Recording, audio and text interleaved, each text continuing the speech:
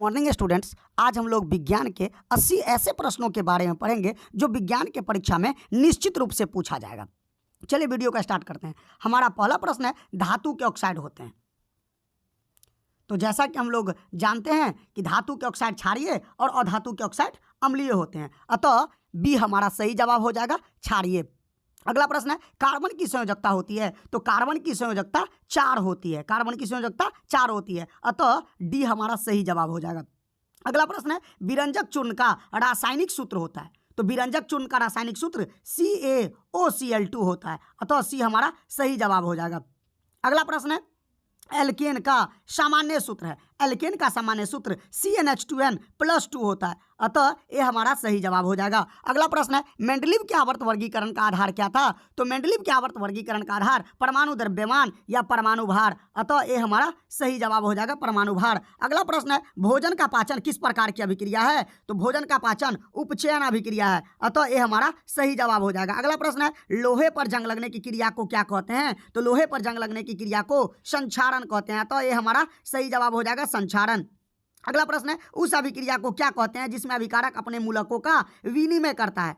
तो उभय विस्थापन अभिक्रिया में अभिकारक अपने मूलकों का विनिमय करता है, अतः बी हमारा सही जवाब हो जाएगा। अगला प्रश्न है, संगमरमर का रासायनिक सूत्र है। संगमरमर या कैल्शियम कार्बोनेट का रासायनिक सूत्र CaCO3 होता है, अतः सी हमारा सही जवाब हो जाएगा। अगला प्रश्न है, O3 Al से अभिक्रिया कर Al2O3 + Fe बनाता है, यह किस प्रकार की अभिक्रिया है। तो यह विस्थापन अभिक्रिया है, अतः ये हमारा सही जवाब हो जाएगा, विस्थापन अभिक्रिया। अगला प्रश्न है, आधुनिक आवर्त सारणी में कितने वर्ग है। तो आधुनिक आवर्त सारणी में 18 वर्ग हैं, अतः डी हमारा सही जवाब हो जाएगा। अगला प्रश्न है, इथाइल अल्कोहल का अणुसूत्र होता है। इथाइल अल्कोहल का अणुसूत्र C2H5OH होता है, अतः बी हमारा सही जवाब हो जाएगा, C2H5OH। इथेन में कितने सहसंयोजक बंधन होते हैं। तो इथेन में 7 सहसंयोजक बंधन होते हैं, अतः सी हमारा सही जवाब हो जाएगा, 7। अगला प्रश्न है, बॉन्ड COOH अभिक्रियाशील मूलक है। तो बॉन्ड COOH कार्बोक्सिलिक अम्ल का क्रियाशील मूलक है, अतः सी हमारा सही जवाब हो जाएगा। अगला प्रश्न है, एसिटिक अम्ल का UPAC नाम है। तो इथेनोइक अम्ल को ही हम लोग एसिटिक अम्ल कहते हैं, अतः सी हमारा सही जवाब हो जाएगा। हीरा अपरूप है। तो कार्बन के 3 अपरूप हीरा, ग्रेफाइट और फ्लोरीन होते हैं, अतः ये हमारा सही जवाब हो जाएगा, कार्बन का। अगला प्रश्न है, तांबा और जस्ता का मिश्र धातु है। तो तांबा और जस्ता का मिश्र धातु पीतल होता है, अतः सी हमारा सही जवाब हो जाएगा। अगला प्रश्न है, कौन सा धातु कमरे के तापक्रम पर द्रव है। तो कमरे के तापक्रम पर पारा धातु द्रव अवस्था में पाया जाता है, और जबकि कमरे के तापक्रम पर ब्रोमीन और धातु द्रव अवस्था में पाया जाता है, अतः सी हमारा सही जवाब हो जाएगा, ब्रोमीन। अगला प्रश्न है, एल्युमिनियम का प्रमुख अयस्क है। एल्युमिनियम का प्रमुख अयस्क बॉक्साइट होता है, अतः सी हमारा सही जवाब हो जाएगा। अगला प्रश्न है, सिलिका क्या है। तो सिलिका उपधातु है, अतः सी हमारा सही जवाब हो जाएगा। नीला थोथा का रासायनिक सूत्र है। तो नीला थोथा का रासायनिक सूत्र CuSO4 × 5H2O होता है, अतः बी हमारा सही जवाब हो जाएगा, CuSO4 × 5H2O। अगला प्रश्न है, उदासीन जल का pH मान होता है। तो उदासीन जल का pH मान 7 होता है, अतः हमारा सही जवाब सी हो जाएगा। अगला प्रश्न है, निम्नलिखित में कौन प्रबल अम्ल है। तो HCl यानी हाइड्रोक्लोरिक अम्ल प्रबल अम्ल है। अगला प्रश्न है, निम्नलिखित में कौन सबसे अधिक क्रियाशील धातु है। तो हमारा सही जवाब होगा पोटेशियम। पोटेशियम सबसे अधिक क्रियाशील धातु है। अगला प्रश्न है, बेंजीन का अणुसूत्र है। बेंजीन का अणुसूत्र C6H6 होता है, अतः डी हमारा सही जवाब हो जाएगा, C6H। C5H12 के कितने श्रृंखला समावयवी संभव है। पहला ऑप्शन है 2, दूसरा ऑप्शन है 3, तीसरा ऑप्शन है 4 और चौथा ऑप्शन है 5। हमारा सही जवाब हो जाएगा 3। अगला प्रश्न है, आवर्त सारणी में कितने आवर्त हैं। पहला ऑप्शन है 7, दूसरा ऑप्शन है 9, तीसरा ऑप्शन है 8 और चौथा ऑप्शन है 12। हमारा सही जवाब हो जाएगा 7। अगला प्रश्न है, दाढ़ी बनाने में कौन सा दर्पण प्रयुक्त होता है। पहला ऑप्शन है समतल दर्पण, दूसरा ऑप्शन है अवतल दर्पण, तीसरा ऑप्शन है उत्तल दर्पण और चौथा ऑप्शन है तीनों प्रकार का दर्पण। हमारा सही जवाब हो जाएगा अवतल दर्पण। दाढ़ी बनाने में अवतल दर्पण का प्रयोग होता है। अगला प्रश्न है, एक अवतल दर्पण की फोकस दूरी 12 सेंटीमीटर है, इसकी वक्रता त्रिज्या होगी। चूंकि दर्पण अवतल है, अतः इसकी फोकस दूरी और वक्रता त्रिज्या ऋणात्मक होगी, और वक्रता त्रिज्या फोकस दूरी की दोगुनी होती है, अतः सी हमारा सही जवाब हो जाएगा -24 सेंटीमीटर। अगला प्रश्न है प्रकाश के परावर्तन के कितने नियम है? पहला ऑप्शन है 2, दूसरा ऑप्शन है 1, तीसरा ऑप्शन है 3 और चौथा ऑप्शन है इनमें से कोई नहीं। हमारा सही जवाब हो जाएगा ए, प्रकाश के परावर्तन और अपवर्तन के 2 नियम होते हैं। अगला प्रश्न है प्रतिरोध का ऐसा मात्रक है? पहला ऑप्शन है ओम, दूसरा ऑप्शन है एम्पियर, तीसरा ऑप्शन है वोल्ट और चौथा ऑप्शन है वाट। हमारा सही जवाब हो जाएगा ओम, ए हमारा सही जवाब हो जाएगा। प्रतिरोध का ऐसा मात्रक ओम होता है। अगला प्रश्न है 50 सेंटीमीटर फोकस दूरी वाले अवतल लेंस की क्षमता होगी। चूंकि लेंस अवतल है अतः इसकी क्षमता भी ऋणात्मक होगी। तो 100 में अगर हम लोग 50 से भाग देंगे तो 2 डायोप्टर, अतः ए हमारा सही जवाब हो जाएगा -2 डायोप्टर। अगला प्रश्न है सोनम के चश्मे में लगे लेंस की क्षमता -0.5 डायोप्टर है, वह किस दृष्टि दोष से पीड़ित है? चूंकि उसके लेंस में अवतल, चूंकि उसके चश्मे में अवतल लेंस लगा हुआ है अतः वह निकट दृष्टि दोष से पीड़ित है। अगला प्रश्न है मानव नेत्र में कौन सा लेंस पाया जाता है? जैसा कि हम लोग जानते हैं मानव नेत्र में उत्तल लेंस पाया जाता है, अतः ये हमारा सही जवाब हो जाएगा। अगला प्रश्न है किसी वस्तु का प्रतिबिंब नेत्र के किस भाग पर बनता है? तो जैसा कि हम लोग जानते हैं किसी वस्तु का प्रतिबिंब मानव नेत्र के रेटिना पर बनता है, अतः सी हमारा सही जवाब हो जाएगा। अगला प्रश्न है नेत्र लेंस की फोकस दूरी कम हो जाने से कौन सा दृष्टि दोष उत्पन्न होता है? तो नेत्र लेंस की फोकस दूरी कम हो जाने से निकट दृष्टि दोष उत्पन्न होता है, अतः ये हमारा सही जवाब हो जाएगा। अगला प्रश्न है विद्युत शक्ति का ऐसा मात्रक होता है? पहला ऑप्शन है वाट। तो जैसा कि हम लोग जानते हैं विद्युत शक्ति का ऐसा मात्रक वाट होता है, अतः ये हमारा सही जवाब हो जाएगा। अगला प्रश्न है आमीटर को विद्युत परिपथ में किस क्रम में जोड़ा जाता है? तो जैसा कि हम लोग जानते हैं आमीटर को विद्युत परिपथ में श्रेणी क्रम में जोड़ा जाता है, अतः ये हमारा सही जवाब हो जाएगा। अगला प्रश्न है आकाश का रंग नीला दिखना किस परिघटना पर आधारित है? तो आकाश का रंग नीला प्रकाश के परिकिरणन के कारण आकाश का रंग नीला दिखाई पड़ता है, अतः सी हमारा सही जवाब हो जाएगा प्रकीर्णन। 1 ओम, 2 ओम और 3 ओम मान के 3 प्रतिरोधकों को श्रेणी क्रम में संयोजित किया गया है। समतुल्य प्रतिरोध का मान होगा, तो तीनों को हम लोग जोड़ देंगे 2 1 3 और 3 6, अतः डी हमारा सही जवाब हो जाएगा 6 ओम।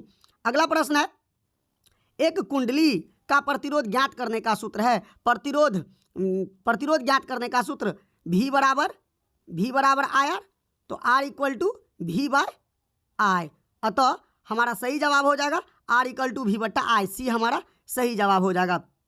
अगला प्रश्न है विभवांतर मापने वाला यंत्र है, तो विभवांतर मापने के लिए हम लोग वोल्ट मीटर का प्रयोग करते हैं, अतः बी हमारा सही जवाब हो जाएगा। अगला प्रश्न है डायनेमो से किस प्रकार की धारा प्राप्त होती है? तो डायनेमो से या प्रत्यावर्ती धारा जनित्र से प्रत्यावर्ती धारा प्राप्त होती है, अतः बी हमारा सही जवाब हो जाएगा प्रत्यावर्ती धारा। अगला प्रश्न है विद्युत फ्यूज विद्युत धारा के किस सिद्धांत पर कार्य करता है? तो जैसा कि हम लोग पढ़ चुके हैं विद्युत फ्यूज विद्युत धारा के उष्मीय प्रभाव पर कार्य करता है, अतः ये हमारा सही जवाब हो जाएगा। टिहरी बांध किस नदी पर बना है? तो टिहरी बांध सतलज नदी पर बना हुआ है, अतः बी हमारा सही जवाब हो जाएगा। अगला प्रश्न है विद्युत बल्ब का फिलामेंट बना होता है, तो विद्युत बल्ब का फिलामेंट टंगस्टन का बना होता है, अतः सी हमारा सही जवाब हो जाएगा। अगला प्रश्न है 1 किलोवाट बराबर होता है, तो 1 किलोवाट 3.6 × 10⁻6 जूल के बराबर होता है, अतः ये हमारा सही जवाब हो जाएगा। अगला प्रश्न है स्पेक्ट्रम में किस रंग की किरण का झुकाव अधिक होता है? तो जैसा कि हम लोग पढ़ चुके हैं स्पेक्ट्रम में बैगनी रंग के किरण का झुकाव सबसे अधिक होता है, अतः बी हमारा सही जवाब हो जाएगा। अगला प्रश्न है प्रकाश के किस वर्ण का परिकिरणन सबसे कम होता है? तो प्रकाश के लाल रंग का परिकिरणन सबसे कम और बैगनी रंग का परिकिरणन सबसे अधिक होता है, अतः ये हमारा सही जवाब हो जाएगा। सबसे कम होता है तो लाल हमारा सही जवाब हो जाएगा, सी हमारा सही जवाब हो जाएगा। अगला प्रश्न है जो नेत्र निकट की वस्तु को साफ साफ नहीं देख सकता है उस नेत्र में होता है, तो जो नेत्र निकट की वस्तु को साफ साफ नहीं देख सकता है वह नेत्र दूर दृष्टि दोष से पीड़ित होता है, अतः ये हमारा सही जवाब हो जाएगा। अगला प्रश्न है कौन सा लेंस अभिसारी लेंस कहलाता है?